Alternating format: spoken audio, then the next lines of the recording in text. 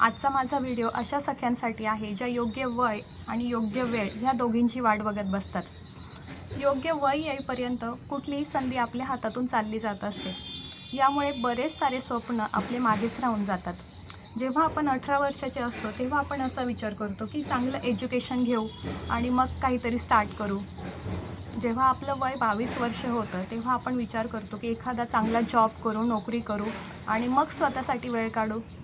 वय वर्ष 25 झालं की घरच्यांचे फोर्स असतो, लग्न करा, हे करा, ते करा. ते झाल्यानंतर आपण त्याच्यामध्ये इतके गुरफटून जातो की जेव्हा वय 30 होत असतं तेव्हा आपल्याजवळ ह्या गोष्टींसाठी वेळच नसतो. जेव्हा 35 वर्षाचे आपण होतो तेव्हा आपण विचार करतो की आता काहीतरी करायला हवं आपण.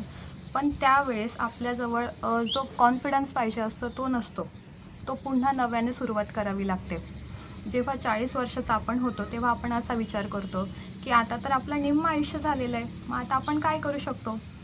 आणि त्याच्यानंतर जेव्हा खरी वेळ येते 50-60 आपली ओलांडते तेव्हा आपल्याला रिअलाईज होतं की ज्या गोष्टी आपण पहिले करायला पाहिजे होत्या तर त्याची आता वेळच राहिलेली नाही आहे.